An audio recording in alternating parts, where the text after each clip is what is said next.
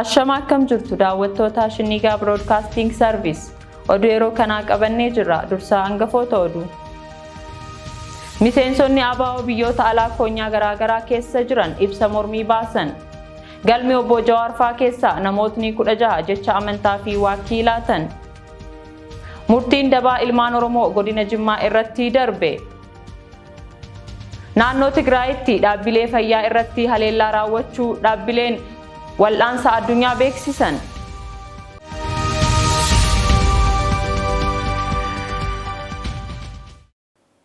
Daawwattoota keenya oduu kan isinitti himu Rahmat Siraaji. Amma oduu bal'inaan. Miseensonni ABO biyyoota alaa koonyaa garaagaraa keessa jiran ibsa mormii baasan. Addi Bilisummaa Oromoo koonyaa gadaa bilisummaa Edmonton Kanaadaa ibsa mormii baase. Ibsa isaa kanaan Addi Bilisummaa Oromoo koonyaa gadaa bilisummaa koora sabaa seeraan ala maqaa ABO'n waajjira Gullalleetti gaggeeffamaa jiru morme. Akkasuma miseensonni ABO koonyaa Victoria Australia ibsa ejjennoo fi mormii maqaa ABO'tiin qabsoo wareegamaan dhufe kana sharafanii mootummaa bilxiginnatti galuun waajjira ABO Gullalleetti koora sabaa gaggeessina jedhan kan balaaleffatu ta'uu beeksisuun ibsa ejjennoo qabxii 6 of keessaa qabu baafatanii jiru. Dabalataan qeerroon biyya keessaa qeerroon Jimmaa fi Harargees gocha farrummaa ABO irratti jala deemtota mootummaa bilxiginnaan kanneen ABO keessaa fottoqanii ba'uun shira xaxaa jiran mormee jira. Namoota galmee himata obbo Jawaar Mohammad faa keessatti himataman 16 jecha amantaa fi waakii laatan gabaasa dabalataaf Oliifan Marga. Mana murtii olaanaa federaalaa Ramaddii Lidataatti dhaddachi farra shororkaaf yakkoota dhimma heeraa tokkoffaa himatamtoota irraa jecha amantaaf waakii fudhachuuf kaleessatti beellamee kan ture yommuu ta'u, obbo Jawaar Mohammad, obbo Baqqalaa Garbaa, obbo Hamzaa Adaanaaf obbo Shamsaddiin Xahaa dhaddacha kanarratti hin argamne. Bakka bu'aan mana sirreessaa Qaallitti obbo Jawaar faan guyyaa dheengaddaa hospitaalatti yaalamaa turan laandmaark keessaa ba'uun gara mana sirreessaa Qaallitti akka seenan himaniiru. Kana malees obbo Jawaar Mohammad, obbo Baqqalaa Garbaaf obbo Hamzaa Adaanaa ogeeyyiin fayyaa boqonnaa fudhachuu akka qaban akka itti himan bakka bu'aan mana sirreessichaa himaniiru.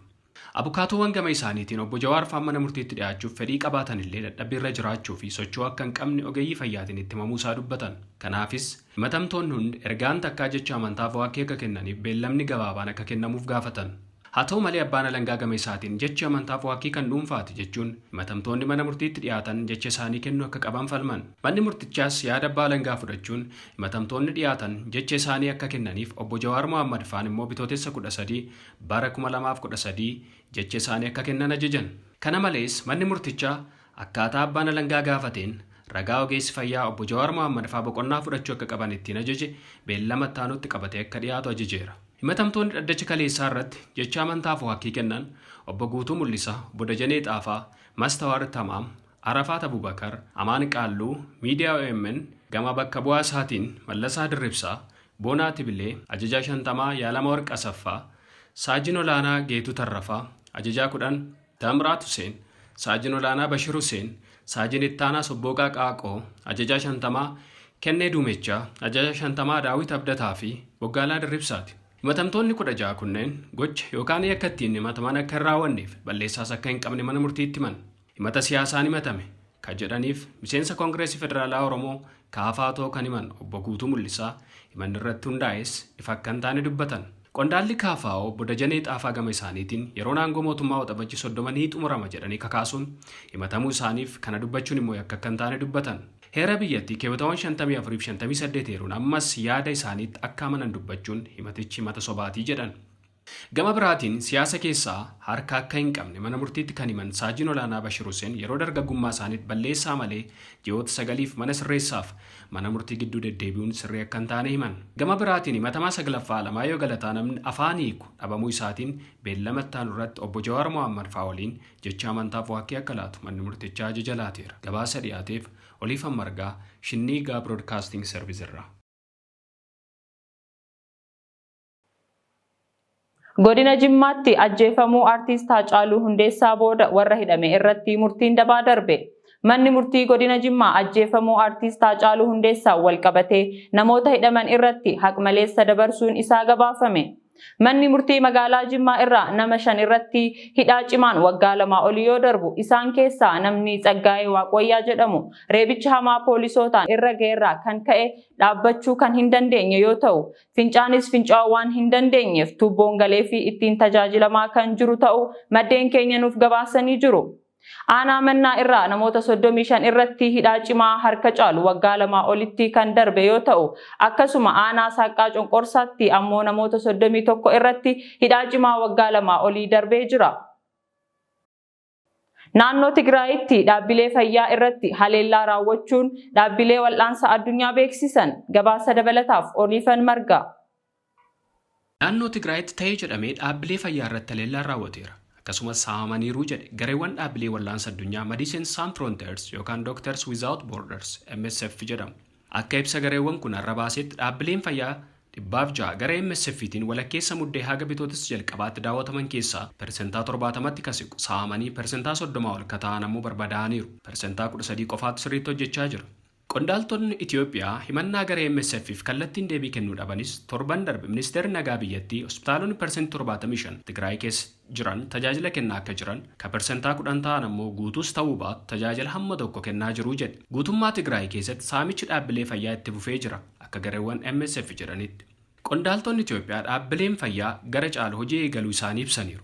Saamichi tokko akka carraa ka taasifaman yoo ta'u bakka baay'eetti garuu dhaabbileen fayyaa akka tajaajila hin kennine taasisuuf ta'e jedhamee kan mancaafamanidha jedha ibsichi. Buufataaleen fayyaa kan akka Dabra Abbaayif Maayikeelii kan kaaba lixaa keessa jiran meeshaaleen keessa jiran barbadaa'anii tarree foddawwan isaanii caccabanii akkasumas faayilonni dhukkubsattootaa lafarratti bittinfamee akka jiru gareen kun arguu hime.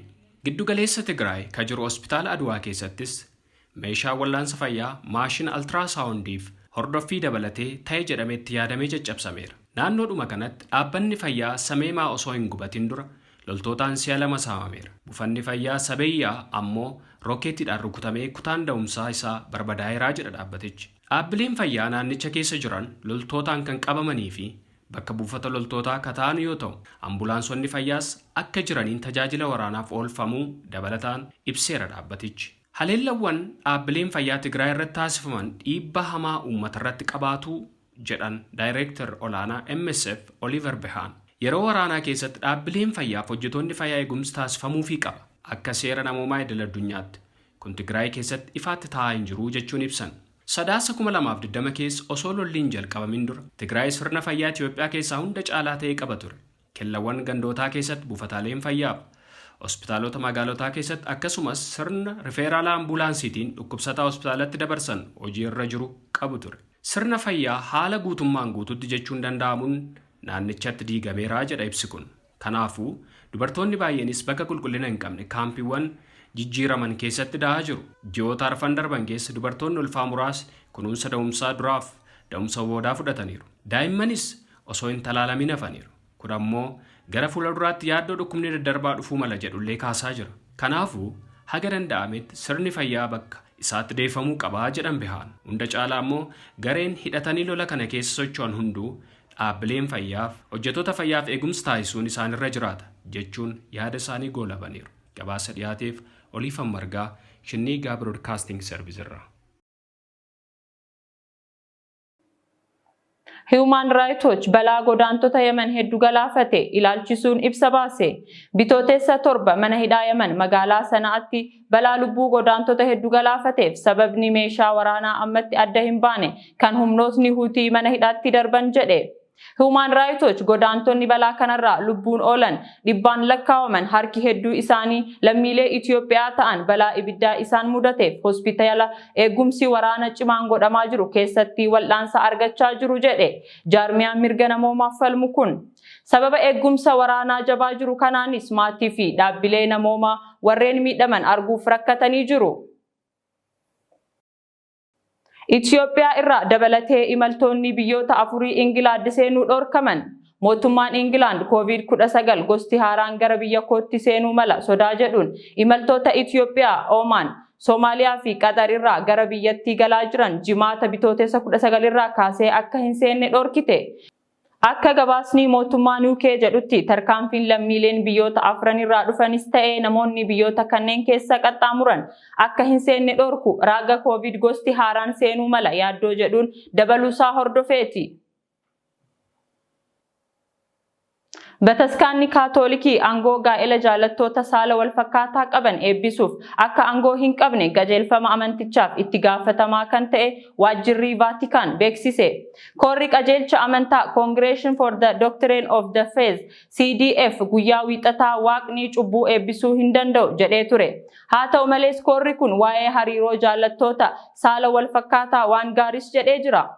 Onkololeessa keessa Paappaasiin Kaatoolikii fiilmii dookumentarii tokko irratti jaallattoonni saalaa wal fakkaataa seeraan waliin jiraachuun isaaniif ayyamamuu qaba jedhanii turan.